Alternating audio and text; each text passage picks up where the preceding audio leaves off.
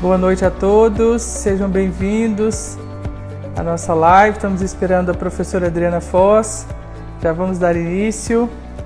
Sejam todos bem-vindos. Prazer ter todos vocês aqui conosco essa noite. Bom, enquanto a professora Adriana não chega aqui para a nossa live, vou explicar um pouco para vocês o que nós vamos conversar hoje, né?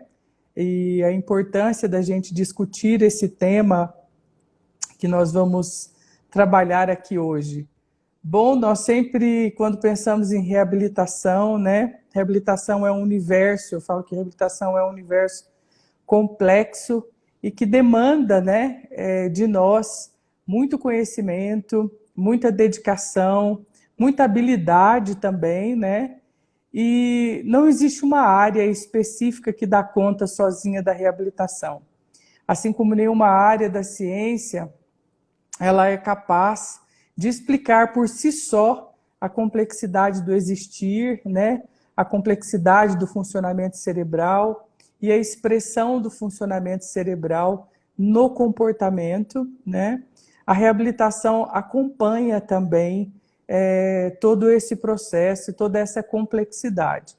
E aí a gente tem uma parte importante aqui da reabilitação, que são as emoções, que é a parte emocional dentro do processo da reabilitação. Como isso é pensado, como isso é visto, como nós, como profissionais, né, que estamos aí engajados na linha de frente de atendimento, de reabilitação, seja num hospital, seja em clínica particular, né, como nós pensamos esse processo emocional.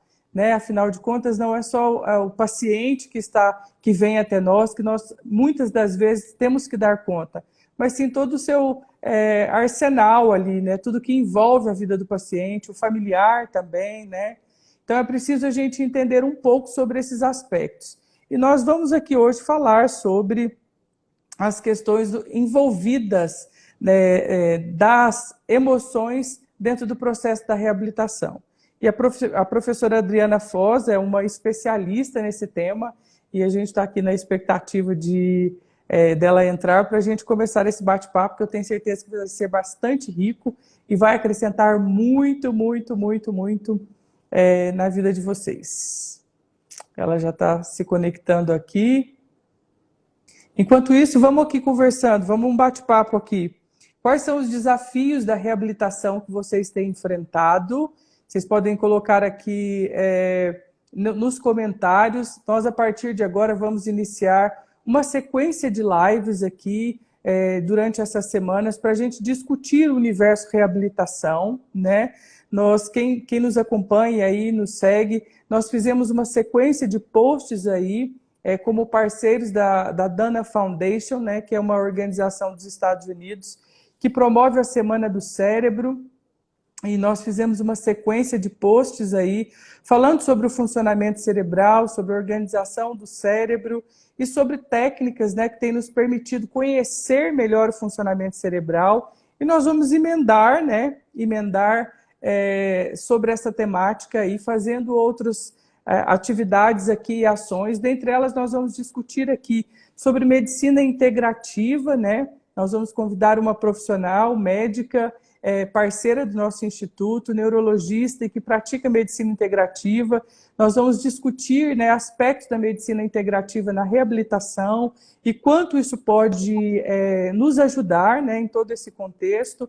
Também vamos falar sobre a fisiatria, né? Muitos mesmo profissionais não conhecem, né, ou não sabem ainda sobre a fisiatria, essa especialidade médica, o que essa especialidade faz e a contribuição desse profissional na reabilitação. Então, nós vamos convidar aí também uma profissional, fisiatra, para discutir conosco aqui processos de reabilitação. E aí vocês podem dar sugestões para nós aqui também, sobre que temas vocês gostariam de ouvir, né, de assistir e de discutir conosco aqui sobre reabilitação. Professora Adriana Foz, seja bem-vinda. Obrigada, Ercílio. Ai, tudo que bom prazer. com você? Quanto tempo, né? Que nós não nos vemos desde Sim. bastante tempo. Então, que desde antes prazer da ter pandemia. você. É verdade. Que bom a gente poder ter Ah, esse eu que... bate-papo aqui.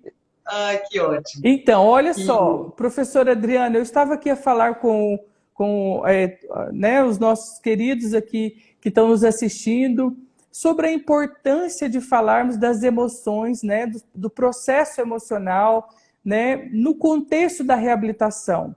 Muitas das vezes, né, quando um paciente chega até nós para a reabilitação, parece-me que o foco motor é sempre o principal, né? Os aspectos motores são sempre os que são privilegiados na hora da reabilitação. É comum a gente chegar, né, os pacientes chegar e falar: que horas ele vai andar novamente? Que horas ele vai conseguir fazer o que ele fazia antes novamente? Né? E aí eu sempre falo para eles: olha, andar é locomover. Locomover, quando a gente não consegue se locomover com as pernas de um lado para o outro, a gente ainda tem um recurso, né, da cadeira de rodas. Mas agora ter a cognição no seu devido lugar e a cognição ter uma resposta coerente no comportamento, junto com toda a questão emocional, isso sim é um grande desafio e a gente precisa prestar bastante atenção nesses aspectos.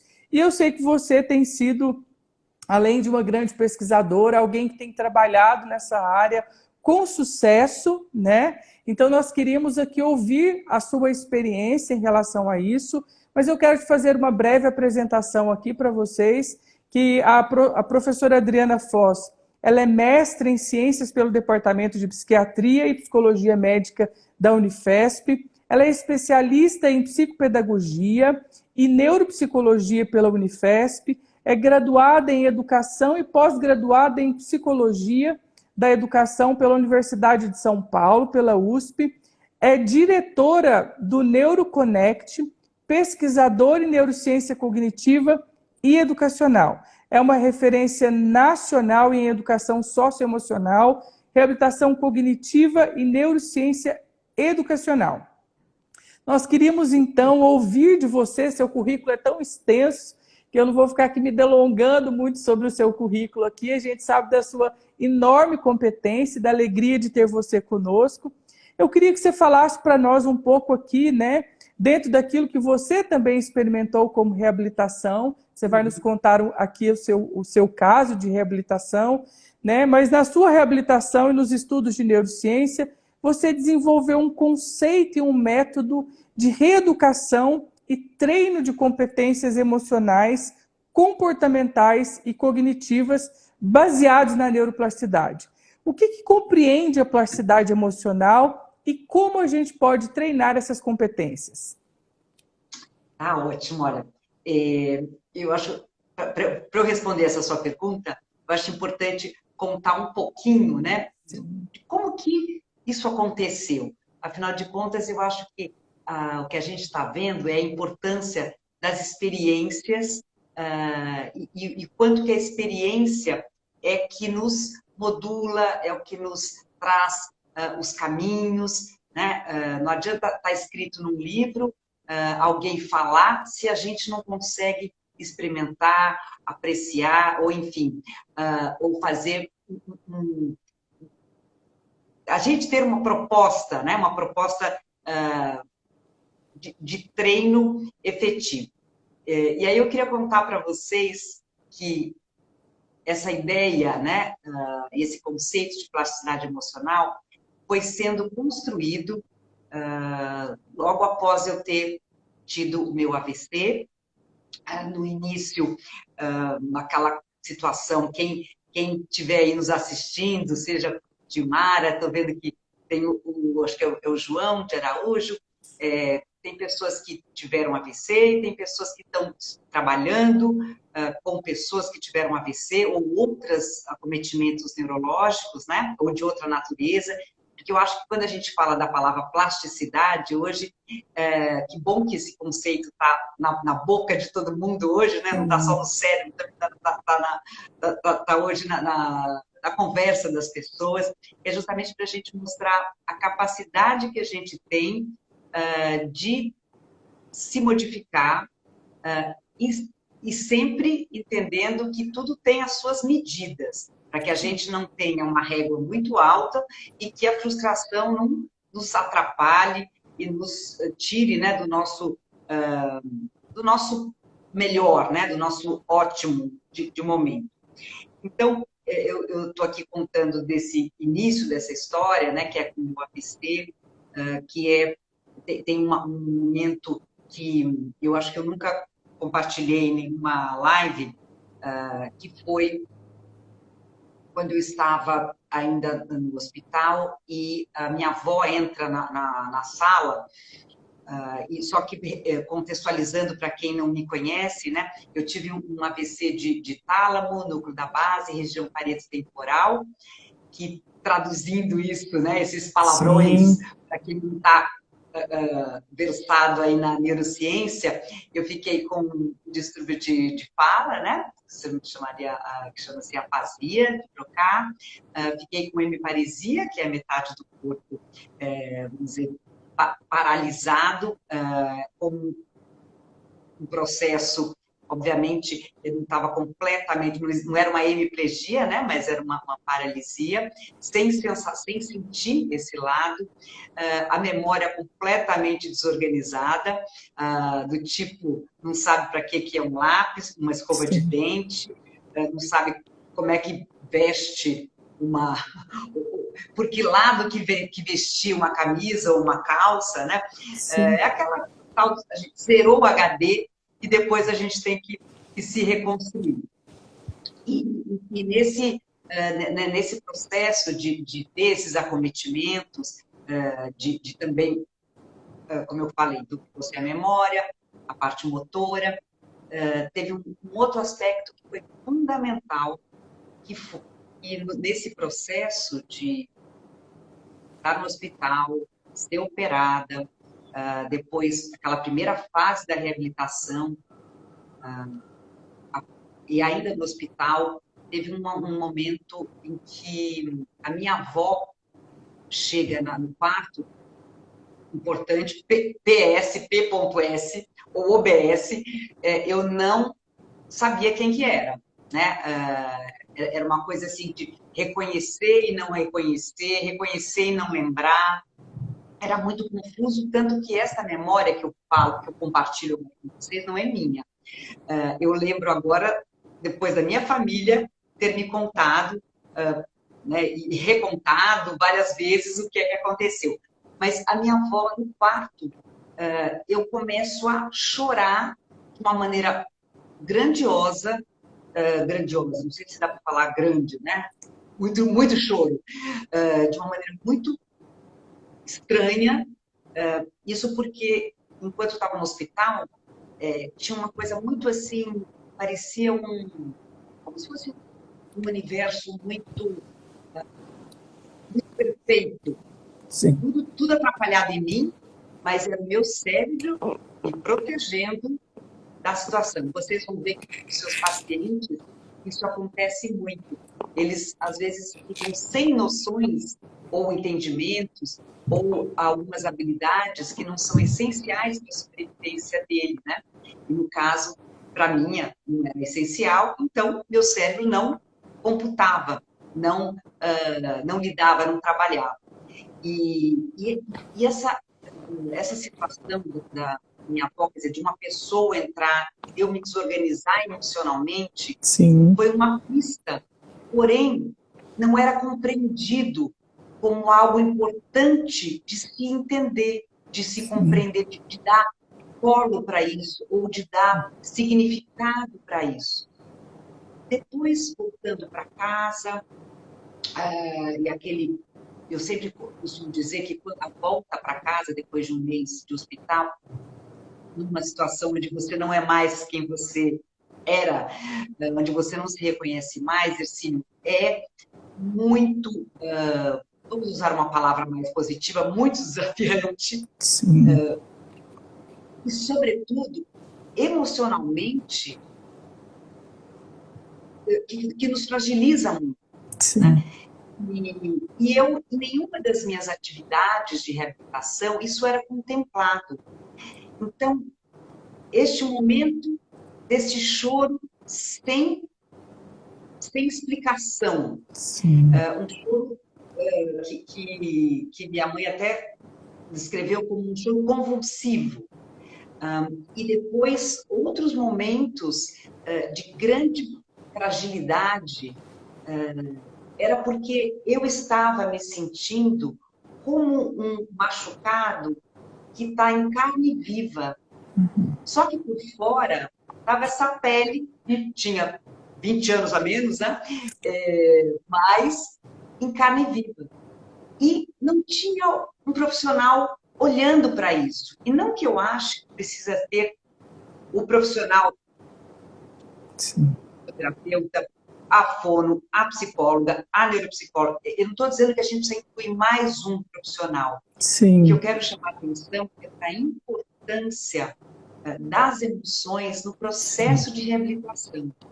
Porque, com o passar do tempo, quando eu parei de progredir, minha reabilitação truncou. Essa foi a sensação. Sim. Eu resolvi me ouvir, resolvi dar voz à minha intuição. Sim. E comecei a fazer um caminho de sensações e percepções do que é chamado da psicologia positiva, né? Das emoções agradáveis. E vou dizer uma coisa para você. O salto qualitativo da minha reabilitação, Sim. nesse momento, que eu pude ter essa escuta para mim, mesmo que desorganizada, mesmo que, vamos dizer, todos os acometimentos, né, com a questão da memória, com a questão da atenção, com a parte da percepção também alterada, mas eu tinha vários pré-frontais que foram emprestados para mim. Sim. O pré-frontal da minha mãe, o pré-frontal do meu marido, até eu vi que meu marido, que era na época, estava aqui nessa live, que é o Paulo, e muito bacana porque ele teve uma importância muito grande, né, nesse processo de reconstrução. Assim como eu vejo dos meus outros pacientes, né? E o que é interessante da gente também identificar é que quando a gente tem um problema, vamos dizer, a gente sabe que o problema está no tálamo. Só que o cérebro é tão interligado que não adianta a gente olhar também só para as funções do tálamo. Sim. A gente precisa entender que o tálamo faz parte, né? Está lá no diencéfalo, ele está todo conectado. Sim. E existe uma organização super complexa, né? Essas redes todas que se interconectam. Então, não é só as questões do tálamo, né? As funções do tálamo que foram acometidas. Outras também acabaram, vamos dizer, sendo impactadas, né? Por conta do próprio processo aí da doença em si, né? Do AVC hemorrágico, que morrem neurônios. Então, existe uma lesão, né? Uma lesão física, do ponto de vista das células nervosas. Então, e o tálamo, que é uma central de funções sensitivas, né? E motoras, além de contemplar funções superiores, como a própria linguagem, né? Então, a linguagem também está em outro lugar. Né?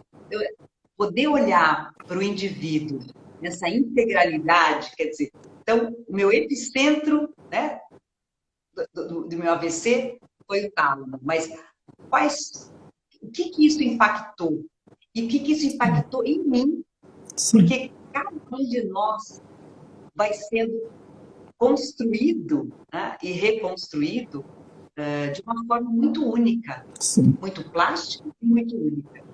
E ter este olhar e entender que a emoção é o que nos cola, né? É o que nos...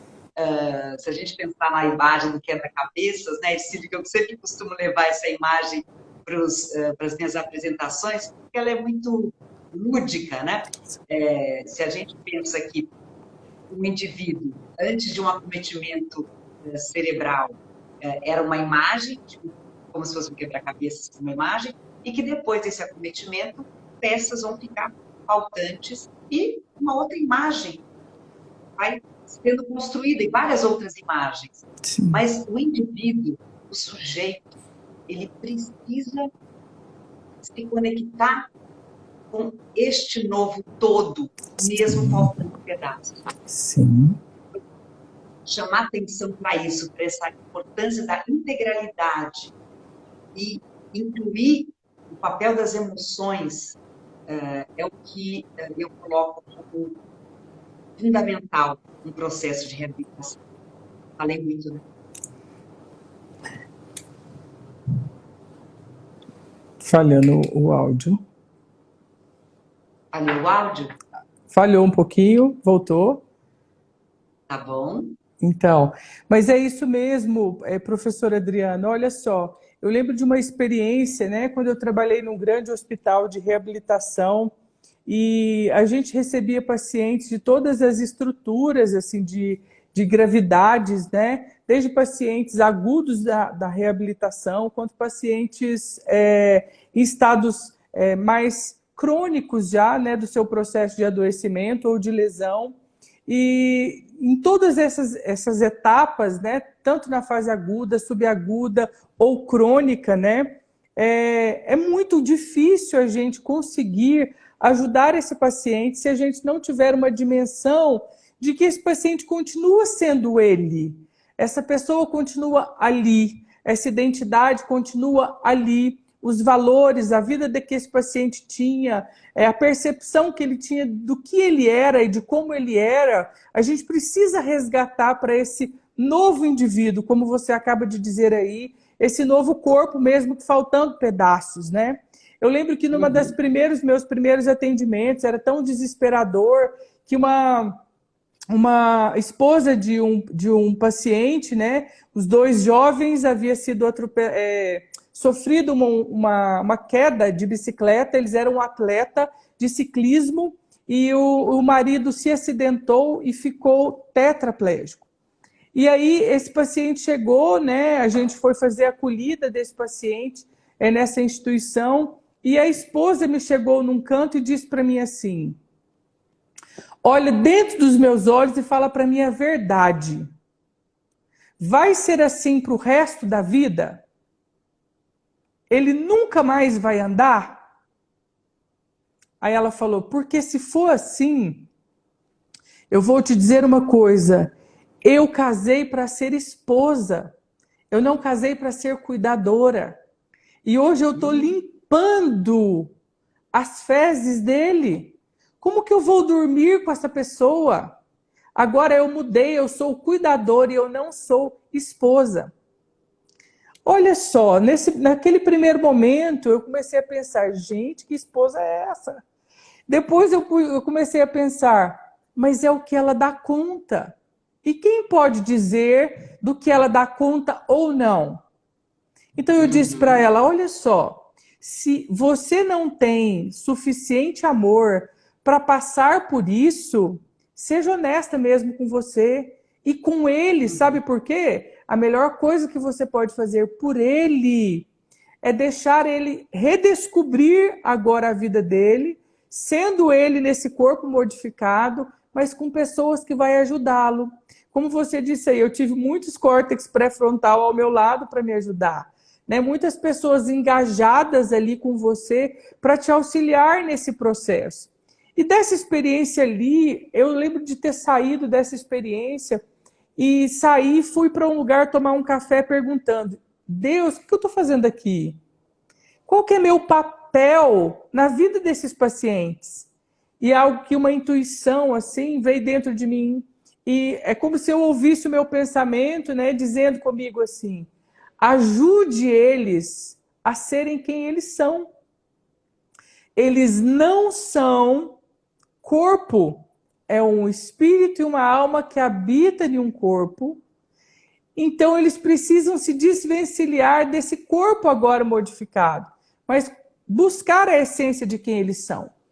E aí, para buscar essa essência, para fazer ele se conectar com quem ele é, nós precisamos dar voz às emoções. E era tão interessante que, assim, eu fazia grupo com eles, né? Então, nesses grupos a gente fazia desenhos. A coisa mais interessante, quando eu pedia para eles desenhar uma pessoa, por exemplo, os cadeirantes nunca desenhavam eles na cadeira de roda. Eram sempre livres, era sempre com asas, era sempre representações que não era a realidade que eles estavam ali vivendo, né? Eles ainda não tinham conseguido assimilar esse novo eu ali, quem eles eram ali, né? Então, na verdade, quando a gente está diante desse o nosso papel de acolher, de ouvir, né, a experiência do paciente passando por aquilo, com certeza traz um sucesso, né, um avanço no processo de reabilitação. Porque ignorar esse fator emocional, né, é muito complicado. Eu lembro também de um outro paciente, né, cadeirante, muito bem sucedido, tá? Muito bem sucedido, mas que estava agora nesta condição. E ele foi ao banco, Adriana. E chegou no banco, estava na fila do banco ali para receber, para usar o terminal, né, do banco. E uma pessoa que estava saindo do terminal pegou umas moedas e deu para ele. Como esse paciente ficou ferido, como ele voltou para a instituição, mas em lágrimas, de pensar, olha, é isso que as pessoas veem de mim. Agora as pessoas têm pena de quem eu sou. Aí eu falei, isso está no imaginário de muitas pessoas, mas e como você se vê nesse processo? Porque é importante você se ver para se posicionar diferente, né? Senão a gente não consegue lidar com essas novas dinâmicas que a vida traz para nós. E eu queria que você comentasse para nós um pouco mais, né, sobre como que você percebeu, né, a importância vital dessa plasticidade emocional na reabilitação e como que a gente pode treinar essa plasticidade emocional. Como que a gente treina essas capacidades emocionais para que a gente possa passar por esse processo nos redescobrindo, né, nos conectando de novo com esse potencial, com a pessoa que eu sempre fui, que ela continua aqui, né, embora muitas vezes com fragilidades no corpo ou com alguns déficits que precisam ser de alguma forma compensados, né? Aquele que tem problema de memória pode se usar de agendas, de dispositivos externos para auxiliar com a memória e tornar a ser funcional novamente. Mas vamos falar um pouco disso. Como que você achou esse momento ser vital para praticar a reabilitação emocional e a plasticidade emocional, né? Ótimo. Eu preciso aqui saudar algumas pessoas que eu estou vendo, a Vera Rocha, eu vi ali uma colega que me encontrou no Brain Behavior and Emotions, que é aquele grande congresso, e estou vendo aqui um pessoal conhecido, muita satisfação, né? Dessas pessoas estarem aqui junto conosco. Então,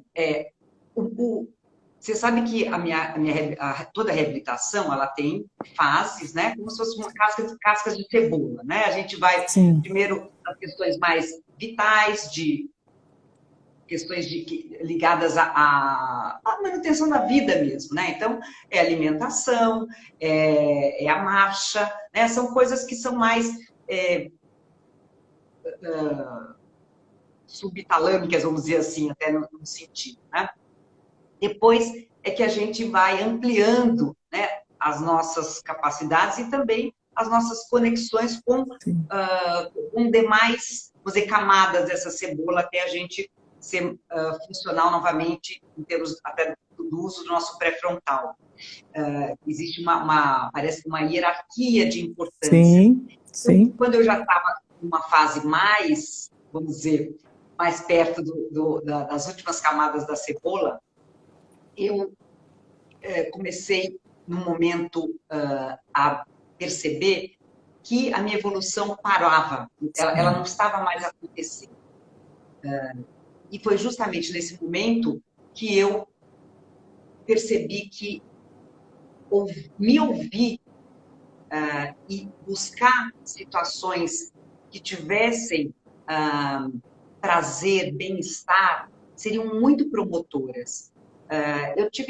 Teve um médico que me atendeu que por exemplo, tinha falado para mim que eu não iria mais conseguir andar como uma pessoa normal e nem falar como uma pessoa normal.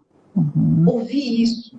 E por isso que isso é muito importante para vocês profissionais que eu estou vendo que estão aqui nos escutando, nos assistindo, que a gente tem que modular também o que a gente fala para o paciente e modular o que a gente fala para a família. Não é esconder, não é mentir, mas é com base, né, no profissionalismo, na ética, poder dizer as coisas de uma maneira que desça mais redondo. Sim. Né? E sempre com um plano de ação, trabalhando com a ideia de prioridades. O que é prioridade nesse momento, né, do paciente? Como que ele está se sentindo neste momento? Porque, como a gente falou, a gente tem dito que o paciente que sofreu uma lesão, ele não é mais o mesmo. Não é mais, assim como todos nós, né, seres humanos, não somos os mesmos de ontem. Mas poder ajudar esse paciente a se reencontrar, a se conectar de novo com uma autoestima, uma capacidade não de trabalho em si, porque o trabalho às vezes insere, né, o conceito de remuneração, mas se sentir útil, ter um novo papel.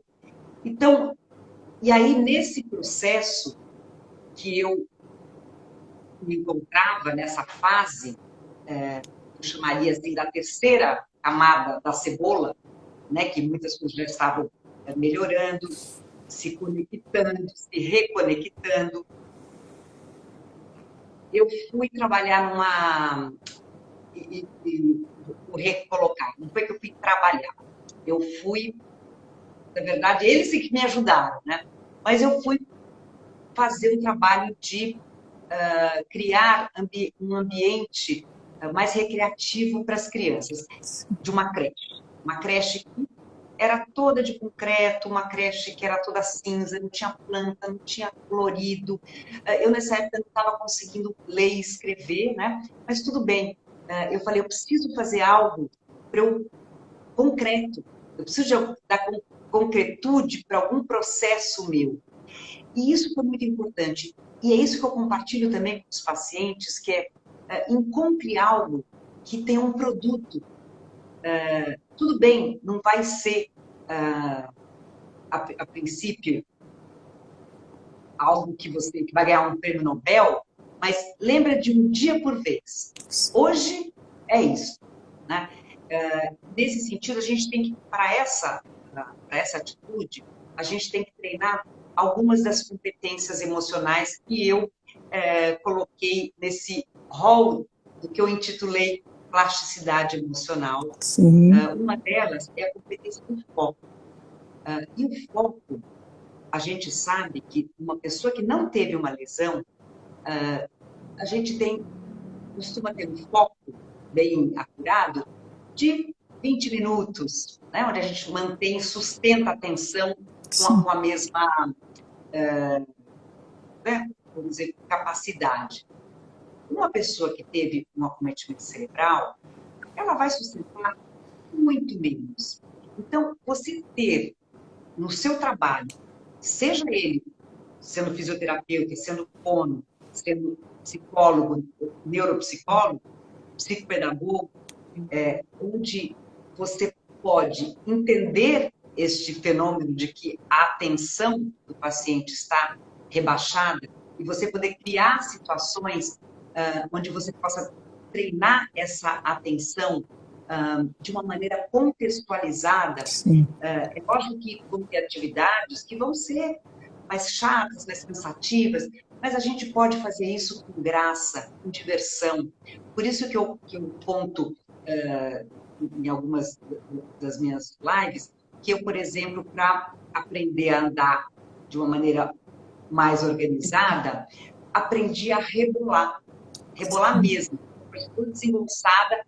Por quê? Porque aquele andar ceifante de quem teve um AVC, né, que traz a perna para o lado, era estava me gerando dores e estava me gerando também desconforto, né? A gente procura sempre uma normalidade, né? A normatização das coisas. Então, eu fui procurar por meio de algo divertido, interessante, né? Então, foi uma professora de samba que topou essa empreitada. Então, assim como os meus pacientes que nas fases, vamos dizer, que eles se encontram, né? Então, é muito importante a gente entender que fase está. Então, quando a gente for trabalhar a competência do foco, a gente ter em mente várias estratégias e vários conhecimentos que façam com que a gente possa modular e ajudar o paciente a ter foco, porque a gente sabe que só tendo atenção é que a gente tem memória, e só tendo memória a gente consegue fazer todo aquele processo de aprendizagem, de reaprendizagem ou de nova aprendizagem. Uma outra competência que é bastante importante, no caso de problemas de acometimentos cerebrais, é a resiliência. E a resiliência, é importante a gente lembrar que não é resignação e que também não é resistência. A resiliência é algo mais. Para ter resiliência, a gente precisa trabalhar flexibilidade. Flexibilidade mental, flexibilidade física. Então, procurar exercícios que sejam criativos, inovadores, que, de uma maneira que integre esse paciente, mas treine a flexibilidade, é extremamente vantajoso, é extremamente útil. E olha que interessante, essas competências da plasticidade emocional, que são 14, que eu estudei, cada uma delas, lógico, que bem depois vamos dizer, do que eu entendo como recuperação do meu AVC, essas competências, elas, de certa forma, elas trabalham o cérebro como um todo, né? Por isso existe aquele tal do neuromito, né, que a gente só usa 10% do cérebro. Então, a gente usa o cérebro todo, inteiro, mesmo que esse cérebro todo. Está faltando algum pedaço, né? A gente usa todo, a gente pode usar melhor ou não, né? E por isso que a ideia da resiliência, da gente transformar sem nos machucar, é fundamental. E isso é escutar a emoção do paciente, é poder, às vezes, não falar exatamente sobre questões difíceis, mas dar ouvido e sentir em que momento que a gente pode trazer o contexto e o significado dessas emoções, né? Que como eu disse, né, eu costumo brincar que a emoção é como se fosse a cola, né? Que nos, vamos dizer, remonta, que faz com que a gente tenha uma nova visão do todo, mesmo faltando partes. Uma outra competência que faz parte do treino, né, das competências emocionais, que eu escolhi aqui para falar com vocês, é a perseverança. E até eu tinha colocado que perseverança é diferente de persistência. E perseverança também não tem a ver com a teimosia. A perseverança é a gente insistir em um exercício, numa atitude, sem... entendendo que muitas vezes a gente precisa mudar, né, o nosso objetivo. Então, vamos pensar um paciente meu que chegou querendo treinar a fala, né? As pessoas que têm AVC e que ficam com afasia, a primeira coisa que elas querem é falar. Só que, muitas vezes, não é só a parte motora da fala que faz parte aí do treino. A fala é linguagem. E linguagem é muito mais do que só a fala. E, muitas vezes, a gente precisa trabalhar outros aspectos ligados a questões afetivas e emocionais desse paciente, para a gente ajudar, inclusive, na meta dele, então, que é poder falar melhor. Eu tenho uma paciente linda, maravilhosa médica que teve um AVC e ficou com uma afasia mista, mas que hoje ela teve uma grande evolução e que basicamente está resistindo à parte motora da fala. O que a gente fez? Eu sugeri para ela tem uma fono, aliás, os fonos, né? E trabalho comigo. E tem também uma fisiatra, que é a médica que olha para esse todo daquele paciente que teve um acometimento cerebral, que é a doutora Alexandra Gaspar, que hoje ela, acho que talvez não esteja aqui, mas ela sempre participa aí das lives. Essa paciente, eu orientei que ela pudesse jogar tênis. Como jogar tênis? Não tem que fazer aqueles exercícios de atenção focada, de atenção dividida? Poxa, jogar primeiro ping-pong, depois tênis, é uma maneira lúdica que ela pode treinar, obviamente com um fisioterapeuta, algo que é motivador para ela, que vai ajudar, quando eu falei da cola, né? Da gente se recolocar essas peças de outra forma, para a gente nos remontar, é muito importante. Porque o prazer, a ocitocina, a dopamina, a serotonina, todas as inas, que hoje a gente cada vez mais sabe o papel e a importância, é fundamental. O que adianta a gente não compreender quem que é o paciente que está na nossa frente? Sim. E o que eu vejo também, que eu acho que é importante a gente falar aqui, não só para quem é paciente ou para quem estuda o cérebro, para quem trabalha com as pessoas que estão em reabilitação, que a gente tem que fazer uma pergunta. Essa atividade eu estou fazendo para mim ou para o meu paciente? Sabe por quê? Parece uma coisa óbvia ou uma pessoa algo descabido, mas muitas vezes a gente aprendeu, estudou muito e a gente quer aplicar. A gente que quer aplicar aquilo que a gente conheceu. Mas, será que o meu paciente precisa desta atividade que eu treinei, que eu aprendi naquele momento? Né? Então, a gente precisa ter uma escuta muito grande. Isso. Que maravilha ouvir isso, Adriana, porque eu sempre gosto de falar, né, para os nossos alunos e para quando nós estamos dando algum tipo de treinamento, né, que a gente só consegue levar o nosso paciente até onde a gente já chegou no entendimento, até onde a gente alcançou, né, e muitas das vezes a gente vem das nossas faculdades, da nossa formação, muito orientado a usar o método X, o método Y, e a gente fala, agora eu só trabalho com o método tal, eu sou da visão tal, eu só uso o método fulano de tal. E, na verdade, será que o seu paciente precisa do método fulano de tal? Será que o que o seu paciente precisa é do método que você gosta?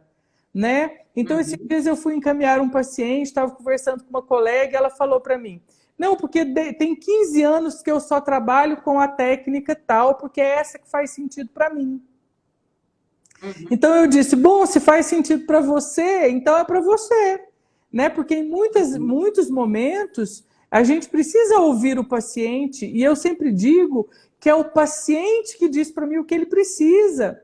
Não sou eu que tenho que dizer para ele o que ele precisa. O objetivo e a meta é dele, não é minha. Então, a gente tem que ter esse olhar integrativo, né? Mais holístico, né? Assim, de todo do paciente, compreender esses aspectos, né? Emocionais, cognitivos, comportamentais, a extensão da lesão, né? Toda a manifestação dessa lesão no comportamento, o que mudou, o que não mudou, e o que é importante para ele nesse momento. Qual é o objetivo terapêutico que eu tenho com ele? Às vezes, muitas vezes, né, o meu objetivo está muito distante daquilo que ele quer. Porque quem vai viver a vida no dia a dia é o próprio paciente. É ele que tem que me dizer o que ele precisa. E assim, mesmo sendo num contexto que não seja só de reabilitação em algum paciente com lesão. Vou dar um exemplo para vocês aqui de uma paciente que uma vez eu tive aqui no nosso instituto. Era uma paciente que veio para trabalhar um aspecto da vida dela, né? Veio para terapia mesmo. Só que essa paciente era obesa mórbida. E era obesa mórbida, assim, muito obesa. Como ela era baixinha, ela devia pesar uns 200 quilos. E ela era tão grande, assim, de tamanho, que ela não cabia na minha poltrona. Eu tinha que virar o meu divã e colocar lá para que aquela paciente pudesse se sentir melhor ao sentar ali. E, para minha surpresa, a obesidade, para essa paciente, não era o problema que ela veio trabalhar. E na minha cabeça, eu ficava o tempo inteiro me perguntando que horas ela vai falar sobre isso. Que horas ela vai falar sobre isso, né? Da dificuldade dela ou de como ela lida com isso. Até eu entender que o incômodo era meu e não da paciente. E eu estava ali pronto para querer pensar assim, como eu vou conduzir ela para ajudar ela dentro desse processo. Mas não era o processo que fazia sentido para ela naquele momento. Isso vai ensinando a gente que muitas das vezes a gente vê o paciente e a gente quer determinar o que é importante para ele, o momento dele, e a gente não escuta o paciente. Então, os anos de prática vão nos ensinando isso. A gente precisa aprender a fazer metas centradas no paciente. E a gente precisa comer de todas as sortes de conhecimento, de todas as áreas de conhecimento, porque conhecimento nunca é perdido. Você sempre vai usar um conhecimento em algum momento da sua vida e algum paciente vai precisar daquilo que você aprendeu em algum momento. Então, eu sempre falo, olha, nós só levamos o paciente até onde a gente já chegou. Agora, se o seu conhecimento é pobre, o seu atendimento vai ser pobre. Se o seu conhecimento se resume só a uma técnica, então a única coisa que você vai conseguir fazer é tentar encaixar todo o paciente naquela técnica. E aí eu quero dizer para vocês, o cérebro é multitarefas. Ele é complexo, ele tem conectividade, ele tem função. E eu digo, no cérebro nós aprendemos sobre a multidisciplinaridade, porque são várias regiões que se unem para produzir um comportamento. Então, dentro da reabilitação, eu preciso do neuro, eu preciso do psicólogo, do neuropsicólogo, eu preciso da fono, eu preciso do fisioterapeuta, eu preciso do educador físico, do psicopedagogo, eu preciso de uma equipe, e é o cérebro que me diz isso. Não sou eu que vou trabalhar, por exemplo, sou neuropsicólogo, consigo avaliar linguagem, mas quem melhor para fazer isso do que o meu amigo fono, que eu posso convidá-lo para vir para dentro desse projeto também? Então, ouvir o paciente e estabelecer metas centradas naquilo que é o paciente faz muita diferença na prática clínica. E eu acredito que é mais um pouco sobre isso, que é uma das práticas que você tem tido, que é sobre a neuropsicologia integrativa, não é isso? Eu queria que a gente falasse um pouco rapidinho sobre isso. Eu queria que você falasse um pouco sobre a neuropsicologia integrativa. Sabe o que eu vou fazer? Eu resolvi, vamos sortear um livro da Cura do Cérebro? Ué, que maravilha, vamos. Vamos sortear aí para os seus os internautas aí que estão nos visitando. E aí, como é que a gente faz? A gente pode depois... Quem aguentar junto conosco é uma boa estratégia. Quem aguentar até o final dessa live, a gente... Sorteia. Pode ser? Pode ser, combinado. Combinado. Então, Etzílio, você estava me perguntando desse tipo de avaliação que eu faço, né? Que chama avaliação neuropsicológica integrativa. É justamente isso. Óbvio que toda avaliação neuropsicológica, ela tem vamos dizer, um kit básico, né? A gente tem que investigar as áreas, a gente usa testes que são padronizados, que são normatizados e que fazem parte, né, eu chamo de um kit básico. Só que quando o paciente chega até o consultório, eu preciso fazer a pergunta. Aliás, que pergunta que a gente tem, né? Que pergunta?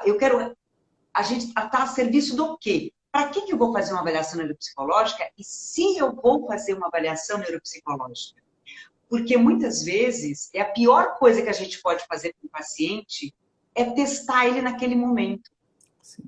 E outras vezes, a gente também precisa traduzir esta avaliação, né? Se certificar que há um entendimento desse processo e fazer uso de inventários, de testes que façam sentido para aquele paciente. Sim. Então, eu tenho uma paciente há pouco tempo, teve também um AVC, e hoje está com uma afasia leve, mas com umas questões mais, vamos dizer, ligadas à autoestima, né? Porque era uma menina cheia com a vida pela frente, e de repente, né, leva essa trombada que é ter um AVC, e acha que não vai poder mais alcançar os sonhos e tal. Então, você fazer uma avaliação e tentando compreender o que o que a paciente quer saber, né? O que é importante para ela, é um trabalho muito importante. Você poder entrar em contato com outros profissionais para ter uma escuta, para que você possa ajudar o paciente a remontar as suas próprias peças. Porque a avaliação ela tem uma finalidade, né? Para que a gente faz uma avaliação? Qual que é o objetivo de uma avaliação? Então, ter este cuidado que é, ao mesmo tempo, manter vamos dizer, a competência, né? E respeitar o instrumento, a avaliação neuropsicológica, mas poder contemplar outros testes, outros inventários, outras escutas, para que possa compor esta avaliação e que essa avaliação tenha um sentido. Então, eu tenho aquele resultado para mim ou para dar para o paciente que não vai entender? Então, uma outra coisa, a linguagem da avaliação precisa ser bastante clara. A gente precisa ter um trabalho de a gente traduzir o que a gente achou para a família, para o paciente, para o esposo, a esposa, para o filho, enfim. A gente precisa ajudar nesse processo, né? De compreensão do que aqueles dados querem dizer. E, além disso, a avaliação neuropsicológica integrativa, então, não só ela tem essa especificidade que ela é feita para aquele paciente, ela também traz sugestões e orientações de como poder melhorar aquelas funções ou aquelas habilidades que a gente percebe que estão precisando, vamos dizer, de serem mais trabalhadas, de serem mais desenvolvidas. Então, isso tudo é que compreende, né, um olhar que é um olhar singular, mas, sobretudo, de um profissional que está capacitado e que vai estar se capacitando sempre, porque a gente sabe que viver é aprender, então a gente vai estar sempre aprendendo. E é muito importante essa humildade de que muitas vezes a gente, olha, não sei aqui, então eu vou me consultar com um colega, eu vou conversar com outro colega e procurar sempre essa ideia de conexão, né? De conexão, de integração. Então, a avaliação neuropsicológica integrativa, ela diz respeito a isso. Em breve aí a gente vai ter um paper sobre esse trabalho. E aí eu convido os interessados, aqueles que tiverem mais interesse ainda na plasticidade emocional, em como que a gente pode desenvolver, tipos de instrumentos a gente pode usar, deixa o contato que eu mando mensagem quando eu disponibilizar o curso, que vai ser esse ano. Que legal, que bom saber, fico feliz. Então, gente, olha, é um tempo maravilhoso aqui, a gente poderia falar aqui por horas e horas, né, sobre esse assunto de reabilitação, sobre a gente aprender mais sobre como ouvir o paciente ou como traçar planos, né, e metas e objetivos para o paciente, enriquecer a nossa prática clínica. Nós também estamos organizando muitas novidades aqui, em breve vocês vão ficar sabendo aí nas nossas redes, alguns cursos assim bem legais que a gente está preparando para vocês, sobre a área de reabilitação, sobre novas formas e um novo olhar sobre a reabilitação, né, de como você pode fazer esse tipo de avaliação, mesmo sendo, né, um profissional que não seja da área da psicologia ou neuropsicologia, como você pode se inteirar aí das funções mentais, cognitivas e aprender a hora de você encaminhar corretamente esse paciente para um colega, para fazer alguma avaliação que seja mais precisa. E vale também a gente dizer uma coisa, né, professora Adriana?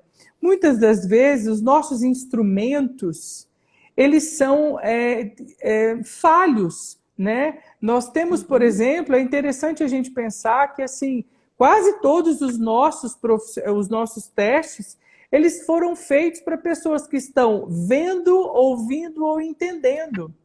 E muitas das vezes o paciente não está nessa condição. Ou é um paciente, né, que já tem alguma deficiência aí, que não compete ele fazer essa avaliação, né, com os instrumentos padronizados. E aí, como que você faz? Como você avalia um paciente que não responde aos testes padronizados? Então, em breve nós vamos estar aqui com alguns concursos aqui para a gente falar sobre avaliações de casos complexos, né? Como a gente fazer uma avaliação que chama, né, que eu estou inaugurando esse termo aí, basicamente, mas uma avaliação neuropsicopatológica, né? Que é como a gente entende a compreensão do funcionamento cerebral e a expressão disso no comportamento, avaliando lesão, avaliando função cerebral e patologia ao mesmo tempo. Então, eu acho que, assim, a gente precisa de ir crescendo dentro desse universo e cada vez mais tentando fazer com que a nossa prática seja orientada para o paciente, para a escuta do paciente, prestando atenção em quem esse paciente é, quem ele foi, quem ele ainda é e como a gente pode auxiliar ele nesse processo de continuar sendo. Eu falo que a vida, a existência é a continuação do verbo ser. A gente precisa estar sempre sendo a mesma pessoa, ou desenvolvendo no gerúndio, desenvolvendo as nossas competências, né, aprendendo a como lidar com isso, gerenciando os nossos comportamentos, foco, atenção e memória. Enfim, a vida é um grande gerúndio. Eu queria agradecer você, professora Adriana. Eu queria só colocar que quando você falou dos sentidos, né?